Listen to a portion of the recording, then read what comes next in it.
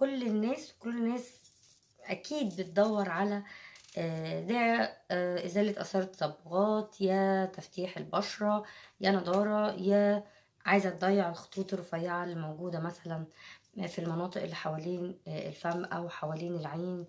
عامة المجموعة دي من الحاجات اللي ما ببطلش ابدا استخدمها او اتكلم عنها، دايما بتكلم عنها لانها الصراحة افكتيف جدا، وخلال الثلاث سنين اللي فاتوا هي موجودة في الروتين بتاعي.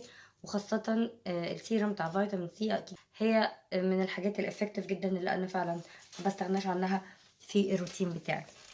لو هنيجي نتكلم عن مجموعات التفتيح واسعارها اللي موجودة دلوقتي عامة، وازاي هي بتبقى افكتيف مقارنة بباقي المجموعات اللي موجودة في السوق. احنا لما بنيجي نختار ان احنا نستخدم مجموعة معينة لعناية بالبشرة، بنبقى بندور دلوقتي على حاجة تكون افكتيف جدا، بتحقق نتيجتها فعلا، بتعمل اللي هي بتقول عليه، وفي نفس الوقت بيكون سعرها مناسب، نظرا لان كل الاسعار رفعت مثلا، مش عايزه اقول 300% تقريبا. فالمجموعه دي انا بستخدمها بقالي حوالي 3 سنين، بس السكراب بتاعها مثلا نزل بقاله حوالي سنه ونص سنتين، ومن ساعه ما نزل يعني ما ينفعش يخلص قبل ما يكون عندي الباك اب بتاعه. ايه المجموعه؟ بصوا انا عايزه اوريكم الاول ده شكل السيرم، هو بيعمل فوكس. ده طبعا خلصان لاخر قطره، وده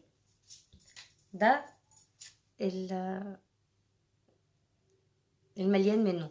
طبعا انا بجيب السيرم بتاع فيتامين سي ده بجيبه من ايفون، هو تركيزه 10%، هو 30 ملي. باكجينج قد ايه حلو قوي. بس طبعا انا بحطها جوه العلبه بتاعتها هنا علشان خاطر ما ياكسدش من الاضاءه او حاجه.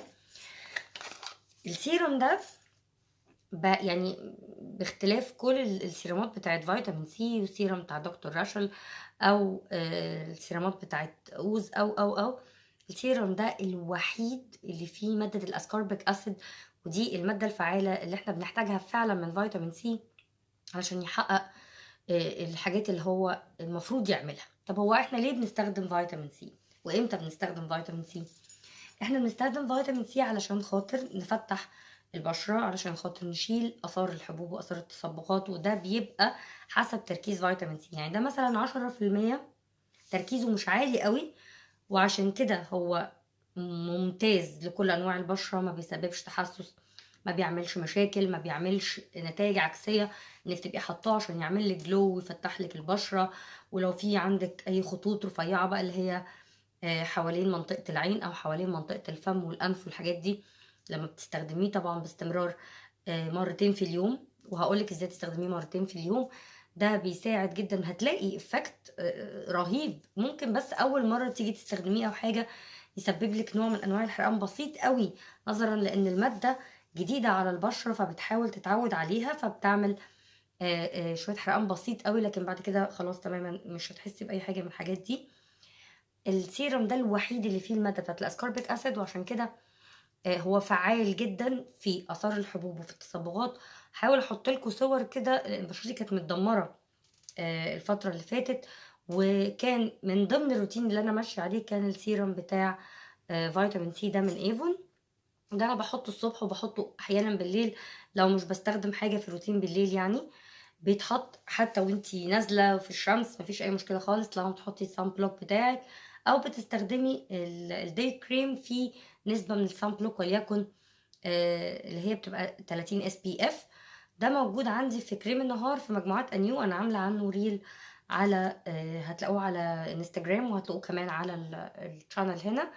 انا لما بستخدم السان بلوك بعديه خلاص محصلش اي حاجه خالص، بالعكس هو هيمنع اكسده البشره، لان طبعا زي ما احنا عارفين فيتامين سي من الحاجات اللي بنستخدمها علشان خاطر البشره اللي بتاكسد، لان المفروض ان فيتامين سي بيضحي بنفسه ويأكسد مكان بشرتك. فاول حاجه هو السيرم ده من مجموعه التفتيح والنضاره والجلو، كمان سعره تحفه مقارنة بالأسعار. يعني أنا دلوقتي لما هقول على سعره هقول سعره حلو قوي، ما بقاش في حاجة سعرها حلو قوي، بس كل حاجة بما إنها ضربت أسعارها في السماء، فهتلاقوا إن ده لو انت عضوة اصلا اوريدي في ايفون، هتلاقي بينزل عليه طبعا تخفيض عن السعر اللي بينزل في الكتالوج. اعتقد هو نازل ب 300 وي، فبعد الخصم ممكن بقى على حسب الخصم اللي هتاخديه، بيبدأ من حوالي 5% لحد 30%، حسب انتي واخدة مشتريات بقد ايه. او في على فكرة اماكن كتير اوي ممكن ارشحها لكم تجيبوا منها الحاجة باسعار الكتالوج، باسعار الشركة اسفة. ده من اول الحاجات يعني ده. وبعديها السكراب ده، وفي كمان التونر ده. دول يعني سحر فعلا في موضوع اثار الحبوب والتصبغات والنضاره، وكمان شد البشره. أنا مش عايزه اقول لكم لما اجي بس للسكراب هحكي لكم عنه. ده التونر بتاع او التونيك بتاع فيتامين سي برضو من انيو. هو بفيتامين سي وجلايكوليك اسيد. طبعا هو 200 ملي. بصوا هو ده اللي باقي منه، هو بيقعد كتير جدا، بيقعد كتير جدا جدا كمان. بصوا بقى، خليني اكلمكم شويه عن التونر ده او التونيك ده. ده المفروض ان هو في مادتين، المادتين دول موجودين في اغلى التونرات او التونيكات، زي التونر بتاع بيكسي او ذا اورديناري. ودول طبعا اسعارهم في السماء، اسعارهم خرافيه يعني. فانت لما تجيبي تونر مثلا سعره حوالي 100 وي، يعني ما بيزيدش سعره عن كده، وبينزل عليه تخفيض طبعا. خلاص احنا اتفقنا ان الاعضاء نفسهم بيبقوا واخدين سعر اقل، سعره مقارنة لحجمه خرافي. اركنه بقى اقتصاديا على جنب، خلينا نشوف هو بيعمل ايه بالظبط. الجلايكوليك اسيد هي مادة بتقشر الطبقة الخارجية للبشرة، فبالتالي بتفتح البشرة. ده رقم واحد. رقم اتنين، بتساعد الطبقة الجديدة اللي بتطلع على البشرة. ان احنا متفقين ان البشرة بتتجدد الطبقة بتاعتها كل 28 يوم، بيبقى في طبقة خلاص اتقشرت وهي موجودة خارجيا. حتى تلاقي البشرة رف شوية، تحسيها خشنة شوية. فعشان كده دايما بننصح ان احنا نعمل سكراب، وان احنا نعمل تجديد للبشرة من خلال ازالة الطبقات الميتة القديمة. ف ده بيساعد الجلايكوليك اسيد، بيساعد في تقشير البشره، او بيساعد في تقشير الجلد الميت اللي اوريدي خلاص طلع على سطح البشره، ما بقاش محتاجه، ومحتاج ان هو يتشال علشان خاطر ما يسدش المسام، ما يعملش بثور، ما يعمل لناش حبوب تحت الجلد. فالجلايكوليك اسيد ماده مقشره للطبقه الخارجيه، وبتساعد على تفتيح البشره. تمام. طبعا بقى طالما قلنا بتقشر، فهي بتساعدنا ان احنا ما نخشش في كل المشاكل اللي انا لسه حكي عنها دي. وجود فيتامين سي فيها بيضاعف الافكت بتاع تفتيح البشره ونضارتها، وكمان بيديها جلو. مش عارفه اشرحه لكم ازاي، بس هحاول احط لكم صوره بعد ما اعمل الماسك او حاجه اوريكم قد ايه كانك حاطه هايلايتر فعلا. يعني الاريا دي مثلا، او الاريا دي بيبقى باين فيها اكتر حاجه الاضاءه، في جلو في البشره. طبعا مش محتاجه اتكلم عن وجود فيتامين سي في التونيك نفسه. بيخليه يقضي على البكتيريا المسببه للحبوب، اللي هي بتخليكي بقى مش بس بتعالجي الاثار بتاعت الحبوب او التصبغات او المشاكل اللي طلعت لك نتيجه ان يطلع لك حبوب، لا هو كمان بيقضي على البكتيريا المسببه انها تطلع لك الحبوب دي. فانت لو مهتميه ببشرتك، او انت عارفه انت بتستخدمي ايه وايه الانجريدينتس الموجوده البرودكت اللي معاكي، خلاص يبقى انت فاهمه انت بتستخدمي ايه بكام وهيعمل ايه وسعره مقابل لحجمه. كل الحاجات دي انا ببقى مهتمه جدا بيها وانا بستخدم اي حاجه ليها علاقه بالسكين كير عامه، او ليها علاقه ببشرتي. انا بستخدمها منين، اتصنعت فين. الحاجات دي مهمه جدا بالنسبه لي، عشان انا مش بابلاي على اي مكان. ده وشي. فلازم ابقى عارفه كويس اوي الانجريدينتس دي استخدمها امتى وازاي، وايه ما ينفعش استخدمه مع ايه، عشان ممكن اكون بستخدم تو ingredients اقوياء جدا زي مثلا فيتامين سي وريتينول، ما ينفعوش مع بعض. بالعكس ممكن يعملوا لي نتيجه عكسيه ويضروا البشره، ويخلوها تطلع حبوب وتطلع حبوب تحت الجلد، وتبقى مشاكل كبيره جدا. فخليكم عارفين كويس قوي انتوا بتستخدموا ايه وامتى. هاجي بقى للعملاق بتاع الفيديو ده. بصوا انا بحاول انا اللي اعمل زوم تقريبا. ده السكراب الحراري من انيو. بصوا ده شكله من جوه كمان، هو هتلاقوا حتى لونه اورنج.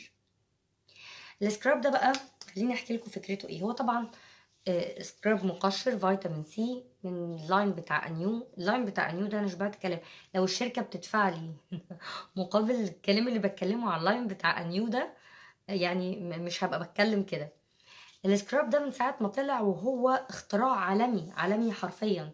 اولا هو سكراب حراري، يعني مجرد ما تبلي ايدك وتحطيه على بشرتك هتحسي ان هو بيدفي البشرة شوية، خاصة بقى في الاريا اللي فيها مسام هنا دي. هيخلي البرودكت يدخل للمسام بعمق، ده بدوره هيعمل افكت اعلى من ان انت بتحطي حاجه على البشره من فوق سطحيه، او لسه هتعملي حمام بخار علشان يفتح المسام، فهو موفر عليكي خطوتين. بيقشر البشره، الحبيبات اللي فيه مش رف، مش قويه يعني، ما تخافيش منها انها تجرح لك البشره، لان في ناس ضد التقشير الفيزيائي، اللي هو الميكانيزم بتاعته تحركي الحبيبات على وشك كده، لكن هو الحبيبات بتاعته بتدوب مجرد ما انت بتعملي حركات دائريه كده بايديكي، وده بيخليه يقشر الطبقه الخارجيه كلها اللي هي احنا مش محتاجينها تماما، عشان ما تسدلناش المسام وتحكي الحكايه اللي احنا لسه قايلينها من شويه. وبيدخل البرودكت للمسام، فبيعمل تنظيف بعمق وبيدي جلو للبشره. هو من ضمن الحاجات اللي ما شفتهاش في اي سكراب، بجد انا ما شفتهاش في اي سكراب. يعني في طامي هبقى اعمل لكم عنه ريفيو، بيدي نعومه خرافيه، لكن ده بيدي جلو ما حصلش. بجد الحاجات بتاعتهم فعلا فعلا في السكين كير انا بجربها وانا عارفه انا بعمل ايه بالظبط، لان انا مش اول مره استخدمها، ولا دي اول عبوه اجرب فيها، فانا بتكلم بثقه يعني 100% عنهم. ف مع الوقت طبعا وجود فيتامين سي فيه مع اكتر من مره، وانت عندك اثار، مش عايزه اقولك من اول مره ولا من اول مرتين ولا كلام فارغ ده، انت بتستمري على الروتين من شهر مثلا عشان تلاقي الافكت الفظيع ده، لما حد يشوفك هياخد باله. لكن انت ما تستنيش من اول ولا تاني مره انه يضيع لك اثار حبوب. انا كان عندي حبوب، ما كانتش تكون حبوب، دي كانت حفر، وده ما كانش ليه علاقة خالص بأي حاجة، ده كان حاجة مناعية يعني. فطبعا الإفكت بتاع السيروم والتونر والسكراب وبقية الروتين اللي أنا ماشية عليه عالمي، في إن أنا خارجة بالوضع ده. أنا بس حتى فاونديشن مش مثبتاه، أنا عاملة حتى توتوريال للميك اب ده، هتشوفوا شكلي قبل ما أحط، قبل ما أبلاي حتى الفاونديشن على وشي. فاللي أنا وصلت له، النتيجة اللي أنا وصلت لها مع المجموعة دي والروتين بتاعي عامة كان هايل الصراحة.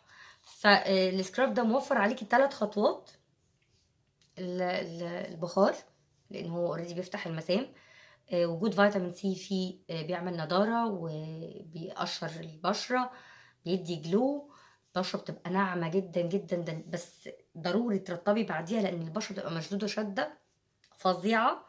قبل المناسبات هيبقى هايل، لو هتعمليه وتعملي بعديه شيفنج او حاجه هيبقى رائع برضو، بالشفرات بتاعت الفلامينجو مثلا. فالروتين ده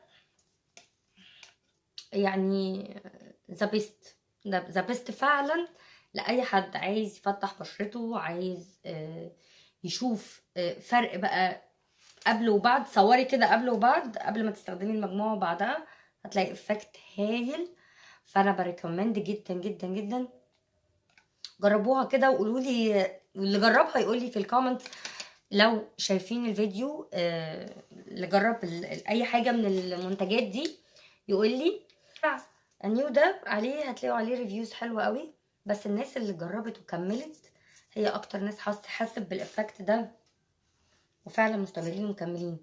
هتلاقوا في ناس كتير قوي بتشتكي من فيتامين سي، يا بيأكسد يا بيحسس البشره يا عمل نتيجه عكسيه، اصلي حطيته في النور قبل ما انام وغمق لي بشرتي. فهتلاقوا يعني حاجات كتير قوي، ناس كتير جدا بتشتكي من فيتامين سي، بس ده يعني ايه، ذا بيست.